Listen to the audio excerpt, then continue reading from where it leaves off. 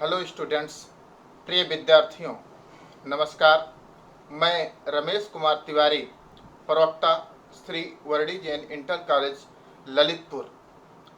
आज मैं आप लोगों के समक्ष हिंदी विषय के कहानी के अंतर्गत जैनेन्द्र कुमार की लिखी हुई मनोविश्लेषणात्मक कहानी ध्रुव यात्रा पर चर्चा करने आप लोगों के समक्ष उपस्थित हुआ। ध्रुव यात्रा कहानी के आज हम प्रमुख पात्रों, कहानी के नामकरण के औचित्य, कहानी के सारांश, कहानी की कथा वस्तु की समीक्षा, कहानी के उद्देश्य आदि पर हम आप लोगों के समक्ष चर्चा करेंगे।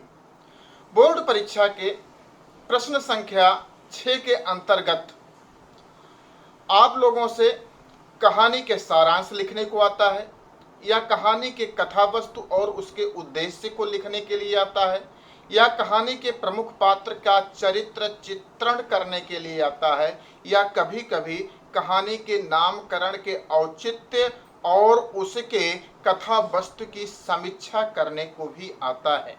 तो आज हम इस ध्रुव यात्रा कहानी के इन सभी पहलुओं पर आप लोगों के समक्ष चर्चा करेंगे।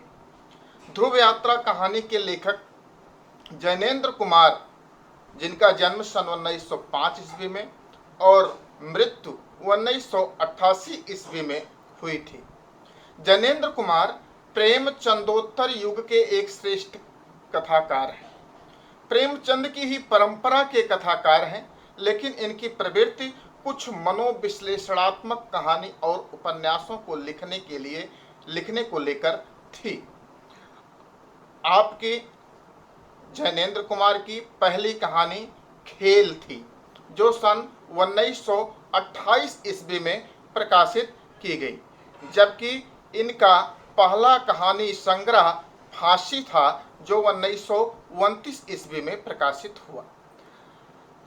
आपके बोर्ड परीक्षा के प्रश्न संख्या 1 के अंतर्गत बहुविकल्पीय प्रश्न पूछे जाते हैं। उसमें आपके सिलेबस के कहानीकारों, निबंधकारों, कवियों इत्यादि की लिखी हुई रचनाओं के बारे में भी पूछा जाता है।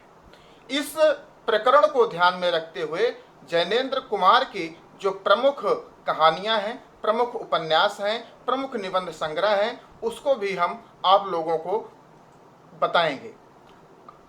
जैनेन्द्र कुमार के कहानी संग्रह जो हैं वो जयसंधि, वातायन, नीलम देश की राजकन्या, एक रात, दो चिड़िया, पाजेब आदि हैं। एक कहानी संग्रह हैं जयसंधि, वातायन, नीलम देश की राजकन्या, एक रात, दो चिड़िया, पाजेब।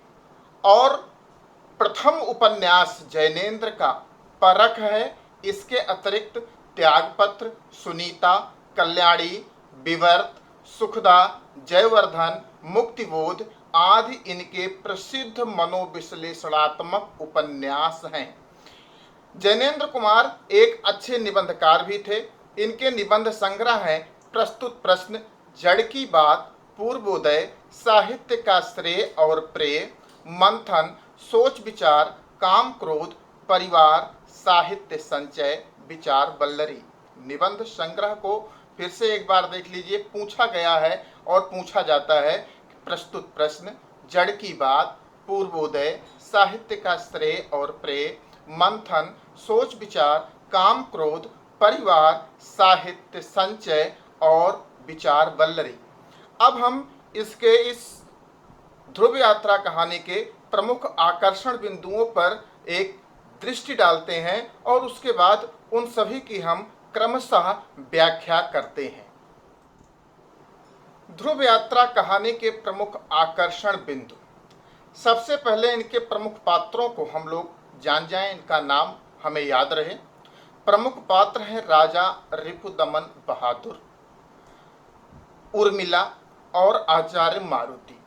कहानी इन्हीं तीन पात्रों के इर्द गिर्द घूमती है। राजा रिपुदमन बहादुर, जो कि उत्तरी ध्रुव की यात्रा करके वापस लौट रहे हैं और अपनी थकान के कारण या अनिद्रा के कारण बंबई शहर में न रुककर सीधे दिल्ली चले आते हैं और वहां पर उर्मिला और आचार्य मारुति से उनके विवाह और प्रेम के संबंध में वार्तालाप होता है।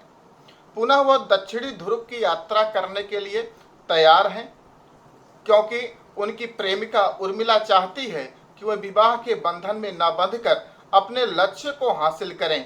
इसलिए वह दक्षिणी ध्रुव की यात्रा करने के लिए तैयार हो जाते हैं। लेकिन विवाह और प्रेम के बीच उलझी हुई यह कहानी अंत में उनके मन पर विजय नहीं प्राप्त कर पाती और अंत में वह आत्महत्या करने को बाध्य हो जाते हैं। उनके आत्महत्या की खबर अखबारों में आती है, उर्मिला पढ़ती है और यहीं पर कहानी का समाप्ति हो जाती है। इसके बाद हम आप लोगों से कहानी के नाम की सार्थकता, कहानी के सारांश, कथा वस्तु के आधार पर कहानी की समीक्षा और कहानी के उद्देश्य पर चर्चा करेंगे। सबसे पहले हम कहानी के नामकरण की सार्थकता पर चर्चा करते हैं। कहानी का शीर्षक आकर्षक है, जिज्ञासापूर्ण है, ध्रुव यात्रा। इसको जैसा कि ये मनोविश्लेषणात्मक कहानी है और मनोविश्लेषणात्मक कहानी में मानव मन के द्वंद्व को दर्शाया जाता है। ध्रुव यात्रा केवल राजा रिपुदमन बहादुर के उत्तरी ध्रुव और दक्षिणी ध्रुव की यात्रा नहीं है। यह ध्रुव यात्रा हर व्यक्ति के मन के ध्रुव की यात्रा है। हर व्यक्ति के मन में दो ध्रुव होते हैं, एक उत्तरी ध्रुव होता है, एक दक्षिणी ध्रुव होता है। उत्तरी ध्रुव मानव मन को उसकी परंपराओं, उसके रीति रिवाजों, सामाजिक रीति रिवाजों और धार्मिक आस्था विश्वासों इत्यादि को लेकर चलता है, जो सहज होता है, एक सरल मार्ग होता है। हर व्यक्ति इस उत्तरी ध्रुव की यात्रा अर्थात अपने पारंपरिक रीति रिवाज, सामाजिक रीति रिवाज, धार्मिक विश्वास, भावनाओं इत्यादि का पालन करता हुआ अपना जीवन बहुत अच्छे तरीके से व्यतीत कर ले जाता है। अर्थात तो उत्तरी ध्रुव की यात्रा हर व्यक्ति करता है, लेकिन दक्षिणी ध्रुव की यात्रा हर व्यक्ति नहीं कर सकता।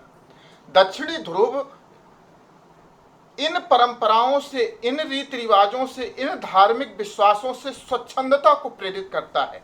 मानव मन को स्वच्छंद बनाने की जो मनोवृत्ति हमारे मन में, हमारे हृदय में उत्पन्न होती है, वही दक्षिणी ध्रुव है। हम चाहते हैं कि हम इन सारी परंपराओं से, इन सारे रीति रिवाजों से ऊपर उठ जाएं, लेकिन हर व्यक्ति दक्षिणी ध्रुव की इस यात्रा को करना उसके लिए, हर व्यक्ति के लिए सहज नहीं होता। कबीर जैसे लोगों के लिए सहज था। जब उन्होंने काशी में मरने से मना कर दिया कि मैं काशी में नहीं मरूंगा, जो काशी में मरे कबीरा तो रामे का कौन नहीं हो रहा। अगर कबीर भी काशी में ही मरे तो राम की कृपा का कौन सा मतलब रह जाता है। लेकिन हर व्यक्ति कबीर नहीं हो सकता। राजा रिपुदमन बहादुर ने एक कोशिश की कि वह उत्तरी ध्रुव की भी यात्रा कर लें और दक्षिणी ध्रुव की भी यात्रा कर लें। बिना विवाह किए अपनी प्रेमिका से उन्होंने संतान तो उत्पन्न कर दिया, लेकिन सामाजिक बंधनों में न बंधकर उनके मन को हमेशा बेचैनी ही रही। वह जब उत्तरी ध्रुव की यात्रा से लौट कर आते हैं तो कहते हैं उन्हें नींद नहीं आ रही, इसलिए वो बंबई में नहीं रहेंगे, सीधे दिल्ली आते हैं अपनी प्रेमिका से मिलने। आचार्य मारुति से मिलते हैं। आचार्य मारुति उन्हें विवाह की सलाह देते हैं, लेकिन उस विवाह के लिए ना तो अब उर्मिला ही तैयार है और राजा रिपुदमन भी पछता रहे हैं कि जिस सामाजिक भय से, जिस समाज के डर से उन्होंने विवाह करने से मना कर दिया था, उन्हें उस सामाजिक भय से पार पाना चाहिए था, उन्हें विवाह करना चाहिए था।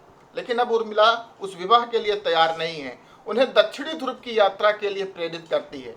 अर्थात स्वच्छंद प्रेम को वो ज़्यादा प्रश्रय देती है, स्वच्छंद प्रेम के लिए प्रेरित करती है। वो कहती है कि तुम स्त्री की ना सुनो, तुम प्रेमिका की सुनो। लेकिन हर व्यक्ति प्रेमिका की नहीं सुन सकता, हर व्यक्ति दक्षिणी ध्रुव की यात्रा ये नहीं कर सकता। हर व्यक्ति को उत्तरी ध्रुव ही सहज महसूस होता है और उसी उत्तरी ध्रुव की यात्रा जो अर्थात जो पारंपरिक रीति रिवाजों पर विश्वास करके, जो सामाजिक रीति रिवाजों का पालन करके, जो धार्मिक विश्वासों का आदर करके जो अपना जीवन व्यतीत करने में सफल हो जाता है, तालियां सिर्फ उसी के लिए बजती हैं। राजा रिपुदमन के लिए भी तालियां तब बजी जब उन्होंने उत्तरी ध्रुव की यात्रा पूरी कर ली, लेकिन दक्षिणी ध्रुव की यात्रा के लिए वो निकले तो जरूर, लेकिन उन्हें सफलता नहीं प्राप्त हुई। वो दक्षिणी ध्रुव बीच में ही छोड़कर उन्हें आत्महत्या करनी पड़ी। इसलिए इस कहानी के नामकरण की सार्थकता बहुत ही उचित है। कहानी का नामकरण ध्रुव यात्रा है। एक तरफ तो राजा रिपुदमन बहादुर के उत्तरी ध्रुव से लेकर दक्षिणी ध्रुव के भौतिक धरातल पर यात्रा को दिखाया गया है, दूसरी तरफ उन्हीं राजा रिपुदमन बहादुर के मन के उत्तरी ध्रुव से दक्षिणी ध्रुव की यात्रा को दिखाने का जैनेन्द्र कुमार ने बहुत ही सहज प्रयास किया है। इसलिए इस कहानी का नामकरण ध्रुव यात्रा बहुत ही उचित है, बहुत ही अच्छी है। वास्तव में एक मनोविश्लेषणात्मक कहानी के लिए इस तरह का नाम कि जो एक भौतिक धरातल से एक मन के धरातल पर उतारती हो, यह नाम बहुत ही अधिक उपयुक्त है। चलिए अब हम चलते हैं इस कहानी के सारांश की तरफ। आइए हम इस ध्रुव यात्रा कहानी के सारांश की तरफ अपनी दृष्टि दौड़ाते हैं। राजा रिपुदमन बहादुर उत्तरी ध्रुव को जीतकर अर्थात उत्तरी ध्रुव की यात्रा करके यूरोप के लोगों से बधाइयां लेते हुए भारत आ रहे हैं। उत्तरी ध्रुव पर उन्होंने विजय प्राप्त कर ली है, उत्तरी ध्रुव की यात्रा कर ली है, जो हर व्यक्ति के लिए जो है सहज नहीं है। इस खबर को कि उन्होंने उत्तरी ध्रुव की यात्रा पूरी कर ली है सभी समाचार पत्रों के मुख्य पृष्ठ पर छापा जाता है। चारों तरफ उनके लिए सभाएं होती है, उनके लिए तालियां बजाई जाती है। प्रिय विद्यार्थियों, वास्तव में जो हमने आपको बताया, ये उत्तरी ध्रुव की यात्रा भी इतनी सहज नहीं है। हमें समाज के रीति रिवाजों के अनुसार चलना, धार्मिक सामाजिक परंपराओं का पालन करना, ये मानव मन के उत्तरी ध्रुव है।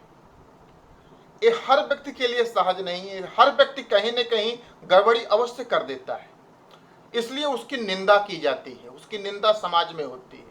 लेकिन जो व्यक्ति इस उत्तरी ध्रुव को सहजता से, हर रीति रिवाज को सहजता से उनका कर्म करते हुए पार कर जाता है, समाज उनके लिए भी तालियां बजाता है। आप इस कहानी को दो धरातल पर सोच के चलिए। एक भौतिक धरातल पर जहां पर राजा रिपुदमन उत्तरी ध्रुव की यात्रा करके आ रहे हैं, बंबई में उतरे हैं, उनके लिए तालियां बजाई जा रही हैं। और दूसरा धरातल मानो मन का धरातल है, जहां पर मानो मन का उत्तरी ध्रुव की यात्रा हो रही है। राजा रिपुदमन बहादुर उत्तरी ध्रुव को जीतकर अर्थात उत्तरी ध्रुव की यात्रा करके यूरोप के लोगों से बधाइयां लेते हुए भारत आ रहे हैं। इस खबर को सभी समाचार पत्रों ने मुख्य पृष्ठ पर मोटे अक्षरों में प्रकाशित किया। उर्मिला, जो कि उनकी प्रेमिका है, जिसने उनसे विवाह किए बिना ही उनके बच्चे को जन्म दिया है, उसने भी समाचार पत्र में इस सूचना पढ़ी कि राजा रिपुदमन बहादुर उत्तरी ध्रुव की यात्रा करके अब भारत आ चुके हैं, मुंबई पहुंच चुके हैं, जहां उनके स्वागत की तैयारियां जोर शोर से हो रही हैं। किंतु उन्हें अपने संबंध में इस प्रकार के प्रदर्शनों में तनिक भी उल्लास नहीं है। इसलिए वह मुंबई न ठहरकर प्रातः होने के पूर्व ही दिल्ली पहुंच गए। उनके चाहने वाले उनको अवकाश नहीं दे रहे हैं, अर्थात उनसे मिलने वाले लोगों का उनसे मिलने के लिए तांता लगा हुआ है। राजा रिपुदमन को अपने से ही शिकायत है कि उन्हें नींद नहीं आती है, क्योंकि उत्तरी ध्रुव तो जीत लिए हैं, उन्हें दक्षिणी ध्रुव जाना है। उन्हें नींद नहीं आ रही है। वह अपने किए पर पश्चाताप कर रहे हैं। किया क्या था कि बिना विवाह किए ही उर्मिला से प्रेम किया था और उर्मिला ने उनके बच्चे का जन्म भी दिया था। उन्हें अपने किए पर पश्चाताप हो रहा है। जब उर्मिला ने उनसे शादी के लिए कहा था तो उन्होंने पारिवारिक जनों के डर से मना कर दिया था। उनकी हिम्मत नहीं पड़ रही थी कि परिवार के लोगों से कहें कि मैं उर्मिला से विवाह करना चाहता हूं। तब उन्होंने विवाह नहीं किया। दक्षिणी ध्रुव की यात्रा करने के लिए उन्होंने विवाह नहीं किया। दक्षिणी ध्रुव का मतलब मानव मन का दक्षिणी ध्रुव, मनोविश्लेषणात्मक कहानी है। वह स्वच्छंद प्रेम पर विश्वास करते थे। उनकी वही भूल आज उन्हें पीड़ा प्रदान कर रही है। वह उसके विषय में बहुत चिंतित भी हैं। दिल्ली में वह आकर आचार्य मारुति से मिलते हैं, जिनके बारे में उन्होंने यूरोप में बहुत कुछ सुन रखा था। आचार्य मारुति उन्हें विवाह करने की सलाह देते हैं, लेकिन रिपुदमन स्वयं को विवाह के अयोग्य बताते हुए इसे बंधन में बंधना कहते हैं। अगले दिन राजा रिपुदमन उर्मिला से मिलते हैं और अपने बच्चे का नामकरण भी करते हैं। वह उर्मिला से समाज के विपरीत अपने द्वारा किए गए व्यवहार के लिए क्षमा मांगते हैं और अपने व उर्मिला के संबंधों को एक परिणति देना चाहते हैं, लेकिन उर्मिला मना कर देती है। परिणति देना चाहते हैं अर्थात उनसे विवाह करना चाहते हैं, लेकिन उर्मिला अब विवाह के लिए मना कर देती है और उनसे सतत आगे बढ़ते रहने के लिए कहती है। वह पुत्र की ओर देखते हुए कहती है कि तुम मेरे ऋण से अब उऋण हो चुके हो, मेरी ओर से आगामी गति के लिए मुक्त हो चुके हो। अब तुम दक्षिणी ध्रुव की यात्रा कर सकते हो। रिपुदमन उर्मिला को आचार्य मारुति के विषय में बताते हैं, किंतु उर्मिला आचार्य मारुति को ढोंगी कहकर उनसे मिलने से मना कर देती है। उन्हें कोई महत्व नहीं देती है।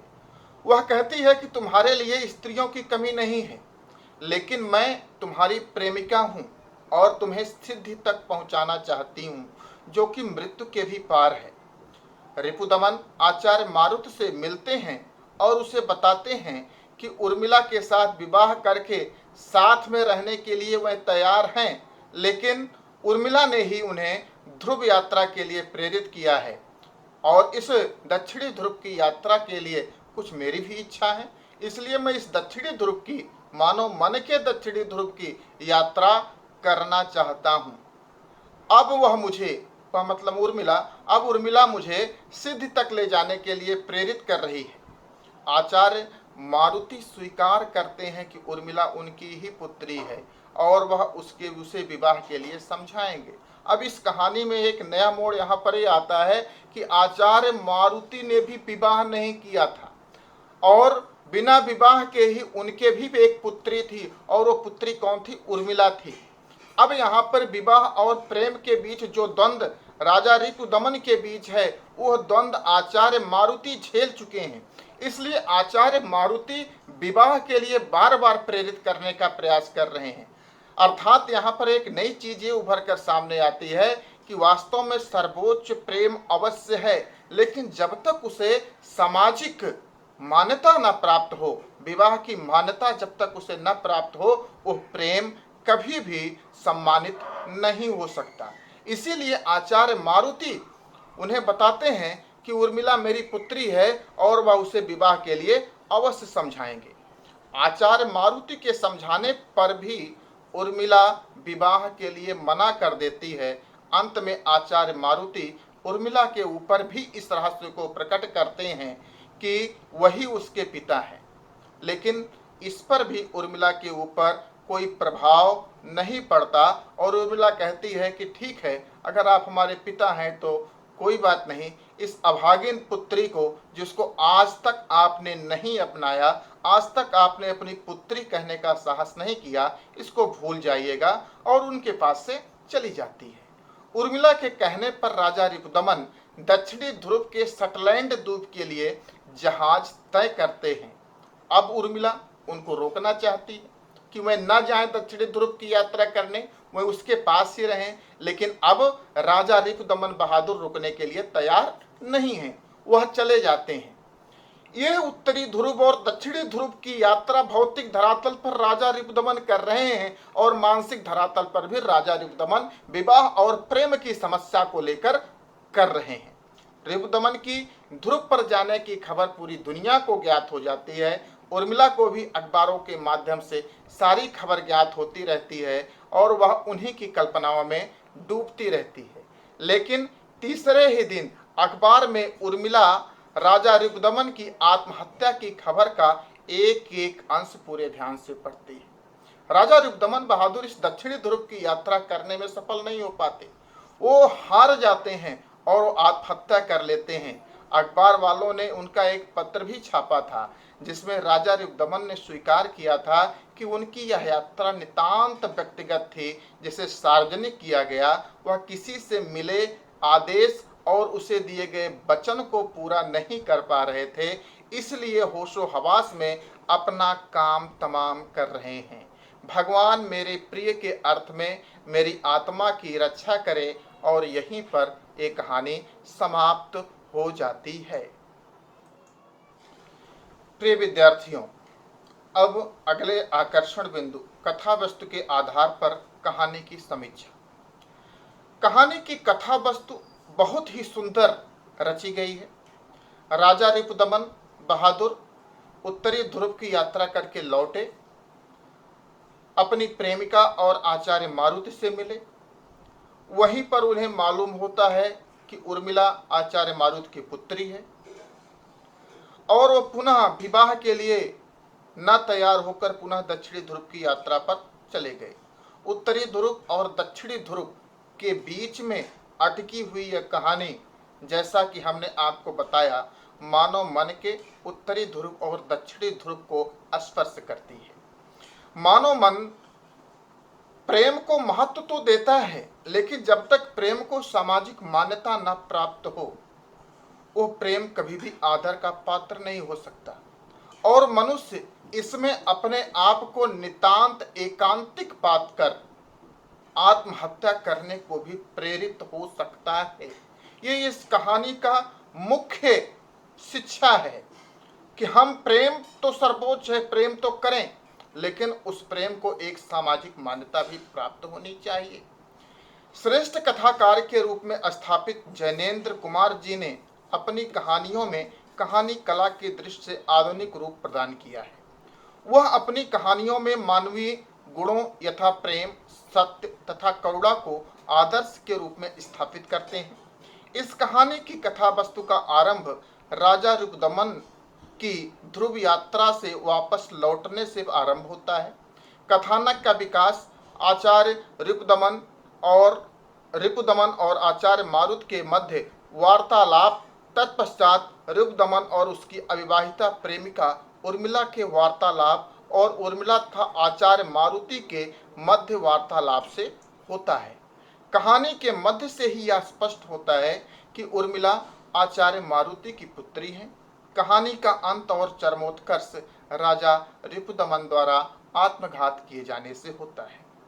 प्रस्तुत कहानी में कहानीकार ने एक सुसंस्कृत युवती के उत्कृष्ट प्रेम की पराकाष्ठा को दर्शाया है तथा प्रेम को नारी से बिल्कुल अलग और सर्वोच्च स्थान पर प्रतिष्ठित किया है।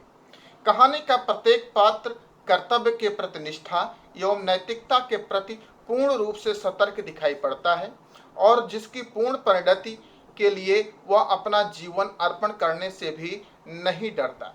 कहानी मनोवैज्ञानिकता के साथ साथ दार्शनिकता से भी उत्प्रेत है और संवेदना प्रधान होने के कारण पाठक के अंतःस्थल पर अपनी अमिट छाप छोड़ती है। निष्कर्ष रूप में कहा जा सकता है कि ध्रुव यात्रा एक अत्युत्कृष्ट कहानी है जो भौतिक ध्रुव यात्रा से मानसिक ध्रुव यात्रा तक कराती है और हमें जीवन जीने की एक नई शिक्षा भी देती है, प्रदान करती है।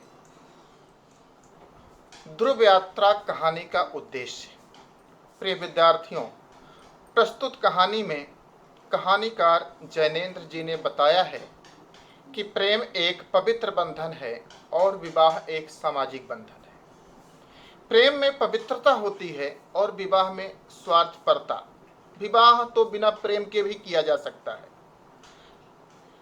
प्रेम की भावना व्यक्ति को उसके लक्ष्य तक पहुंचाने में मदद करती है अगर प्रेम की भावना है तो व्यक्ति को उसके लक्ष्य तक पहुंचाने में बहुत ही सार्थक होगी। उर्मिला कहती है कि हाँ, स्त्री रो रही है लेकिन प्रेमिका प्रसन्न है। तुम दक्षिणी ध्रुव की यात्रा करने के लिए निकले हो, स्त्री रो रही है, स्त्री चाहती है कि न जाओ लेकिन प्रेमिका प्रसन्न है। इसलिए तुम स्त्री की मत सुनना और मैं भी पुरुष की नहीं सुनेंगे, दोनों जने प्रेम की सुनेंगे। प्रेम जो अपने सिवा किसी दया को, किसी कुछ को नहीं जानता।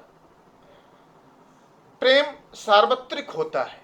निष्कर्ष रूप से कह सकते हैं कि प्रेम को ही सर्वोच्च दर्शाना इस कहानी का मुख्य उद्देश्य है, जिसे कहानीकार को पूर्ण सफलता प्राप्त हुई है। प्रिय विद्यार्थियों, ये दक्षिणी ध्रुव यात्रा कहानी यद्यपि एक मनोविश्लेषणात्मक कहानी है और कहानी कुछ इस तरह से रची गई है जो पढ़ने में हमें बहुत अधिक, एक बार पढ़ने में हमें बहुत अधिक रुचिकर तो नहीं प्रतीत होती, लेकिन जब हम इसके कहानी के तत्वों को समझते हैं तो कहानी हमें मानसिक धरातल से जोड़ती है, भौतिक धरातल से मानसिक धरातल पर जोड़ती है। दक्षिणी ध्रुव और उत्तरी ध्रुव की यात्रा से हम मानव मन के उत्तरी ध्रुव और दक्षिणी ध्रुव तक की यात्रा करते हैं। एक तरफ प्रेम की समस्या है, दूसरी तरफ विवाह की समस्या है। प्रेम सर्वोच्च है या विवाह सर्वोच्च है, इस प्रश्न पर ले आकर एक कहानी प्रश्नवाचक चिन्ह उपस्थित कर देती है। लेकिन यह कहानी हमें यह भी बताती है कि यद्यपि प्रेम सर्वोच्च है किंतु उसे सामाजिक मान्यता भी प्राप्त होनी चाहिए, तभी हम वास्तविक दक्षिणी ध्रुव की यात्रा करने में सफल हो सकेंगे। तो विद्यार्थियों, इस तरह से आपका ये ध्रुव यात्रा कहानी की समीक्षा हमने आपको पढ़ाई। आशा है आपको ये ध्रुव यात्रा कहानी अब पढ़ने में और अधिक रुचिकर लगेगी और आप आने वाली अपनी बोर्ड परीक्षा में इस ध्रुव यात्रा कहानी की व्याख्या, समीक्षा, सारांश, उद्देश्य, चरित्र चित्रण आसानी से कर सकोगे। धन्यवाद।